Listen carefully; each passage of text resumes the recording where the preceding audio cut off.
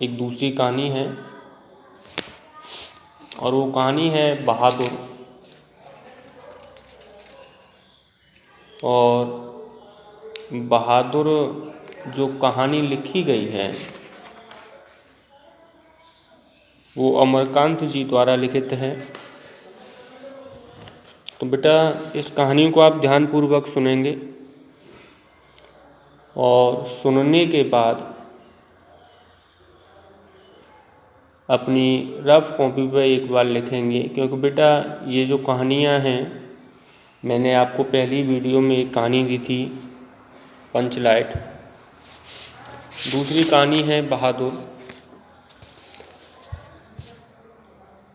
तो बेटा मैं एक कहानी बता रहा हूँ, आप ध्यान से सुनिए इस कहानी को। अमरकांत जी द्वारा लिखित इस कहानी में आधुनिक भारत के छोटे से परिवार का परिवेश है।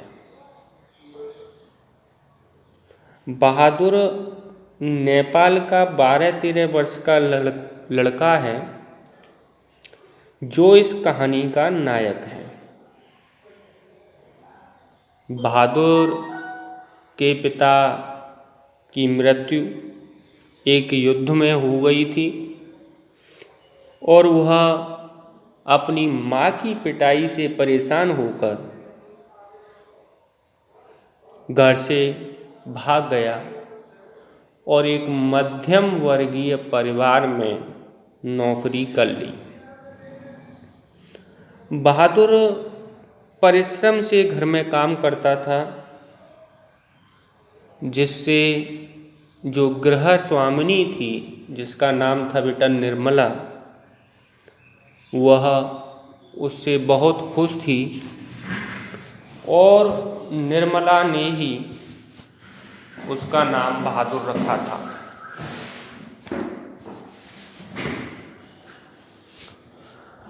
बहादुर देर रात तक काम करता और सुबह जल्दी उठकर कार्य में जुड़ जाता था। वह इसी में खुश था और हर समय हंसता रहता था। वह रात को सोते समय पहाड़ी भाषा में कोई गीत गुनगुनाता रहता था। हंसना और हंसाना मानो उसकी आदत सी बन गई थी। किशोर निर्मला का उद्दंड बेटा था, उसने अपने सारे काम बहादुर को सौंप दिए थे। यदि बहादुर से उसके काम में तनिक सी भी असावधानी होती तो वह उसकी पिटाई कर देता था। पिटकर बहादुर एक कोने में चुपचाप खड़ा हो जाता और कुछ देर बाद पूर्ववत काम में लग जाता था। एक दिन किशोर ने बहादुर को सूअर का बच्चा कह दिया। बहादुर इस गाली को सहन न कर सका और उसने उसका काम करने से मना कर दिया। अब तो घर की स्थिति यह हो गई कि तनिक सी गलती होने पर भी किशोर और निर्मला उसे जमकर पीटते थे। मारपीट और गालियों के कारण बहादुर से गलतियां और भूलें अधिक होने लगी। एक दिन जो रविवार का दिन था, निर्मला के रिश्तेदार अपनी पत्नी और बच्चों के साथ निर्मला के घर आए। अचानक उस रिश्तेदार की पत्नी नीचे फर्श पर, चारपाई पर और कमरे के अंदर कुछ ढूंढने लगी। पूछने पर उसने बताया कि उसके 11 रुपए खो गए हैं, जो उसने चारपाई पर ही निकाल कर रखे थे। इसके बाद बहादुर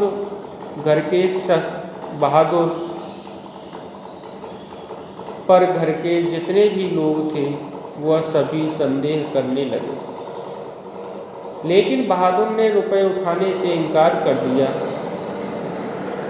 उन सभी लोगों ने बहादुर को खूब पीटा और पुलिस को सुपुर्द करने की भी धमकी दी। सब सोच रहे थे कि पिटाई के डर से बहादुर अपना अपराध स्वीकार कर लेगा, लेकिन जब उसने रुपए लिए ही नहीं तो वह कैसे कहता कि उसने रुपए उठाए थे। उस दिन से बहादुर बहुत ही खिन्न रहने लगा और एक दिन दोपहर को अपना सभी सामान छोड़कर वह घर से चला गया। निर्मला के पति शाम को जब दफ्तर से लौटे तो उन्हें पता चला कि बहादुर अपना सामान छोड़कर घर से चला गया। निर्मला, उसके पति और किशोर को उसकी ईमानदारी पर विश्वास हो गया। उन्होंने सोचा कि रिश्तेदारों के रुपए भी उसने नहीं चुराए थे। घर के सभी सदस्य पश्चाताप करने लगे, लेकिन अब तो बहादुर चला गया था, बस उसकी यादें ही शेष रह गई थी। बहादुर निर्धन तो था, पर स्वाभिमान और सहनशीलता भी उसमें कूट कूट कर भरी थी। तो बेटा, ये जो आपकी दूसरी कहानी हमने बहादुर आपको बताई, संभवतः ये आपको अच्छी तरह से समझ में आ गई होगी। एक बार पुनः इसे आप वीडियो को दोबारा देखें और सुनें ध्यान से। उसके बाद बेटा आप अपनी रफ वर्क पर नोट करें, क्योंकि ये कहानियाँ जो हैं बहुत ही महत्वपूर्ण हैं। अब बेटा आगे की कहानी हम आपको नेक्स्ट वीडियो में दिखाएंगे। धन्यवाद बेटा।